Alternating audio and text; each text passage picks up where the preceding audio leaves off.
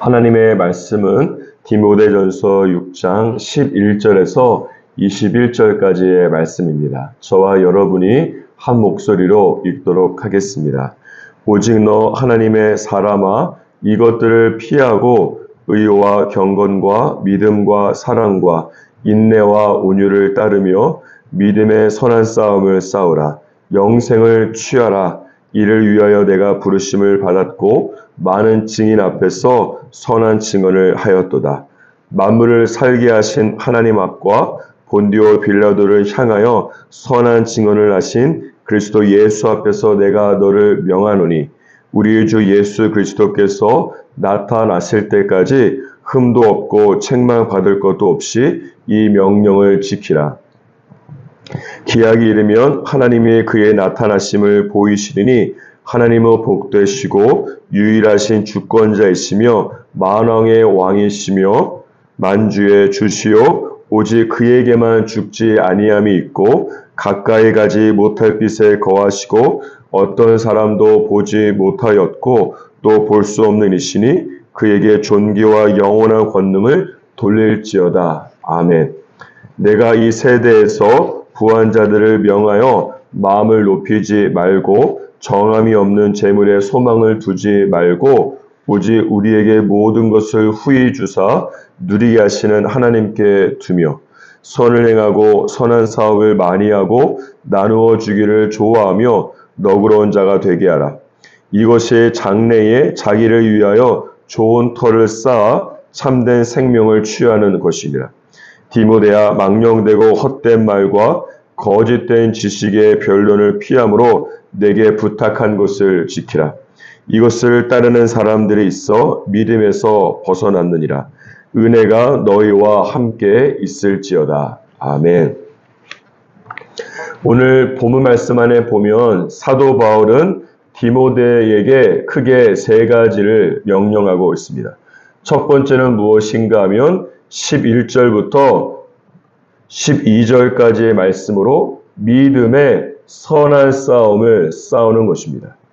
믿음의 선한 싸움이라는 것은 믿음대로 살아가기 위해서는 싸워야만 하는 것이고 그것은 곧 믿음의 삶이 항상 순탄한 것만은 아님을 말씀하는 것입니다. 믿음은 연어와 같이 이 세상의 흐름과 반대되는 방향으로 역행해서 살아가는 것이기 때문에 그렇습니다. 그렇기 때문에 만약 저와 여러분이 믿음대로 살고 있음에도 이 세상에서 살아가는 것이 너무 편하다면 그것은 어쩌면 여러분이 믿음은 있다고 생각하지만 믿음대로 살지 않기 때문일 수 있습니다. 반면에 최근 여러분이 믿음대로 살아가려고 할 때 부딪히는 것이 한두 가지가 아니라고 한다면 그것은 여러분이 하나님의 말씀대로 살고 있음을 증명해 주는 것입니다. 여러분은 지금 잘 가고 있는 것입니다. 또한 믿음의 선한 싸움에서 싸움이라는 것은 싸움의 대상이 있음을 전제로 하는 것입니다. 그렇다면 디모데와 에베소 교회 성도들이 싸워야 할 그 대상과 적은 누가 되겠습니까? 그것은 디모데와 에베소 교회 성도들이 믿음대로 그리고 하나님의 말씀대로 살지 못하도록 방해하는 사단일 것입니다. 그리고 디모데가 자신 안에 있는 성령의 소욕을 따라서 살지 못하도록 방해하는 육체의 소욕이 될 것입니다. 오늘 본문 말씀 11절은 디모데가 어떻게 하면 사단과 육체의 소욕을 상대해서 잘 싸울 수 있는지에 대해서 그 방법을 말씀하고 있습니다. 보통 싸움하면 공격이 먼저 떠오르지 않습니까? 그런데 11절 말씀을 보시면 사도 바울은 잘 싸우기 위해서는 공격이 아니라 먼저 피하고 그 후에 따르라고 말씀하고 있습니다. 여기서 피하다라고 하는 동사는 영어로 보면 도망가다라고 하는 뜻을 가지고 있습니다. 사도 바울은 디모데가 어제 본문 말씀 10절에 나타난 돈에 대한 유혹 등 죄에 대해서 맞붙어서 싸우면 안 되고 도망가야 되는 것을 말씀하는 것입니다. 생각해 보십시오. 여러분, 전쟁에서 가장 좋은 승리는 무엇이겠습니까? 그것은 싸우지 않고도 승리하는 것입니다. 이런 의미에서도 사도 바울은 죄와 관련해서는, 죄의 유혹과 관련해서는 죄를 범할 수 있는 모든 가능성을 피해서 도망감으로써 싸우지 않고 승리할 것을 말씀하는 것입니다. 동일한 맥락에서 시편 1편 1절 말씀에 보면 복 있는 사람은 무엇인가를 하는 사람이 아니라 무엇인가를 하지 않는 사람이고 죄의 가능성을 피해서 도망가는 사람입니다. 시편 1편 1절에 보면 복 있는 사람은 악인들의 꾀를 따르지 아니하고 죄인들의 길에 서지 아니하고 오만한 자들의 자리에 앉지 아니한다라고 말씀하고 있기 때문입니다. 따라서 사도 바울은 디모데에게 죄의 유혹을 피하고 난 다음에 의와 경건과 믿음과 사랑과 인내와 온유를 따르라고 말씀하고 있습니다. 이것은 내 안에 있는 죄와 관련된 모든 것을 버리고 비울 때에 비로소 하나님의 것들로 채울 수 있기 때문입니다. 그도 그럴 것이 돈의 유혹이 있는 상태에서 여러분 의와 경건과 믿음과 사랑 등을 따를 수는 없는 것입니다. 그러므로 영성의 핵심은 무엇인가 하면 내가 얼마나 버릴 수 있느냐 하는 것이 영성의 가장 큰 핵심이 되는 것입니다. 내가 죄악의 요소를 많이 버리면 버릴수록 하나님께서 내 안에 하나님의 거룩과 능력으로 그만큼 많이 채울 수 있기 때문입니다. 오늘 하루 살아갈 때에 세상의 것을 피하고 하나님께 달려가고 죄악의 요소를 버리고 믿음의 요소로 체험을 받으시는 믿음의 선한 싸움을 싸우는 저와 여러분이 되기를 주님의 이름으로 축복합니다. 다시 본문 말씀으로 돌아와서 사도 바울이 디모데에게 권면하고 있는 두 번째 명령은 무엇입니까? 그것은 13절에서 16절까지의 말씀으로 예수 그리스도께서 나타냈을 때까지 하나님의 말씀을 흠도 없고 책망받을 것도 없이 지키는 것입니다. 그리고 15절에 보면 기약이 이르면 때가 차면 하나님이 그의 나타나심을 보일 것이라고 말씀하고 있습니다. 그런데 여러분, 사도 바울도 그렇고 디모데 또한 그들의 살아 생전에 예수 그리스도의 다시 나타나심을 보지 못하고 죽었습니다. 이것은 크게 두 가지를 의미하는 것입니다. 첫 번째는 디모데는 충성스러운 사람이었음을 알 수가 있습니다.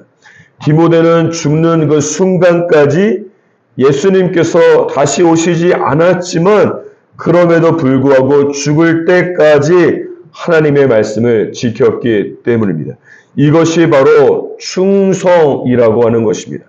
일제시대에 독립운동을 하던 수많은 애국지사가 중도에 포기하게 되고 일본의 회유에 넘어간 이유 중에 하나는 무엇인가 하면 그들의 살아 생전에 그들의 조국인 조선이 절대 독립할 수 없다는 생각 때문에 그렇습니다. 아무리 목숨 바쳐 충성한들 조선의 독립이 불가능하다면 차라리 차선책으로 당시 일본 제국에 협조하는 것을 선택한 것입니다. 이런 면에서 볼 때 디모데는 시간이 가면 갈수록 예수 재림의 가능성이 점점 더 커진 것은 아니지만 그럼에도 불구하고 죽을 때까지 예수님과 말씀에 충성한 것이, 여러분, 충성은 가능성을 보고 하는 것이 아닙니다. 충성은 가능성이 없을 때에 오히려 가능성을 만들어내면서까지 하는 것이 바로 충성이 아니겠습니까? 이와 같은 하나님과 말씀을 향한 충성이 저와 여러분에게 있기를 주님의 이름으로 축복합니다. 두 번째, 디모데는 믿음의 사람이었음을 알 수가 있습니다. 디모데는 숨이 넘어가는 순간에도 예수님께서 다시 오실 것이라고 하는 말씀과 약속을 붙잡았기 때문입니다.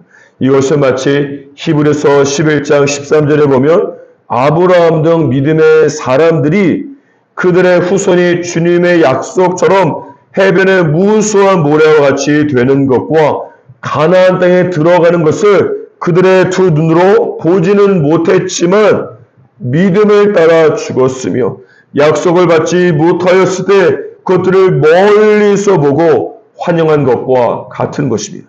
따라서 디모데는 죽었지만 디모데의 믿음은 아직도 살아서 예수 그리스도의 나타나심을 그의 믿음대로 기다리고 있는 것입니다. 그러므로 디모데는 예수님께서 언제쯤이면 다시 오실 것이라고 하는 자신의 기대가 깨어지고 무너져도 믿음을 포기하지 않은 것입니다. 믿음이라는 것 자체가 내 힘과 능력으로 가능하고 내 기대대로 된다면 믿음이 필요하지 않을 것입니다. 믿음이라는 말 자체가 하나님께서 이때쯤이면 역사하실 것이고 예수님께서 이때쯤이면 다시 오실 것이라고 하는 나의 기대가 깨어지는 것을 전제로 하는 것입니다. 내 기대 밖의 일들을 보고 내 시간 밖의 시간까지 기다리기 위해서 필요한 것이 바로 믿음이기 때문에 그렇습니다. 내 시간이 찢어지고 내 시간이 하나님의 시간까지 늘어나기 때문에 믿음의 과정과 기다림의 과정이 고통스러울 수 있습니다. 하지만 한 가지 확실한 것은 믿음대로 된다는 것입니다. 따라서 내가 죽어도 내 믿음을 죽지 않고 살아서 주님의 약속을 이루심을 믿는 믿음을 소유하면서 살아가는 저와 여러분이 되기를 주님의 이름으로 축복합니다. 마지막으로 사도 바울이 디모데에게 권면하고 있는 세 번째 명령은 무엇입니까? 그것은 17절에서 21절까지의 말씀으로 재물과 돈의 소망을 두지 않고 하나님께 모든 소망을 두면서 살아가는 것입니다. 왜 그런가 하면 17절에 보시면 재물이라고 하는 것은 돈이라고 하는 것은 정함이 없다고 말씀하고 있기 때문입니다. 이것은 영어 성경으로 보면 돈이라는 것은 오늘 있다가도 내일이면 없어질 수 있는 것이라고 말씀하고 있습니다. 또한 어제 본문 말씀 중에 7절 말씀에 보면 우리가 세상에 아무것도 가지고 온 것이 없음에 또한 아무것도 가지고 가지 못하기 때문입니다. 반면에 하나님은 어떻습니까? 17절 마지막 부분에 보시면 하나님께서는 우리에게 모든 것을 후히 주시고 누리게 하시는 분이라고 말씀하고 있습니다. 이것을 메시지 영어 성경으로 보면 하나님께서 우리가 감당하지 못할 만큼의 모든 부를 우리를 위해서 쌓아 두었다고 말씀하고 있습니다. 그렇기 때문에 18절에 보면 사도 바울은 디모데에게 나누어 주기를 좋아하고 너그러운 자가 되라고 말씀하고 있습니다. 이것을 바꾸어 생각해 본다면 디모데가 선을 행하고 주님의 말씀대로 살고 다른 사람에게 나누어 주는 삶을 살아갈 때에 하나님께서 그를 위해서 쌓아놓은 모든 부요함을 그에게 채워주실 것이라는 뜻입니다. 영어의 공급을 뜻하는 provision이라고 하는 단어가 있습니다. 이 provision은 무엇을 위해서라고 하는 접두사 프로와 하나님의 말씀과 주님의 뜻을 의미하는 비전이라고 하는 단어가 합쳐진 것입니다. 따라서 이것은 하나님의 말씀을 위해서 살아갈 때에 주님의 뜻을 위해서 살아갈 때에 provision, 하나님께서 공급하신다라고 하는 의미가 그 안에 있는 것입니다.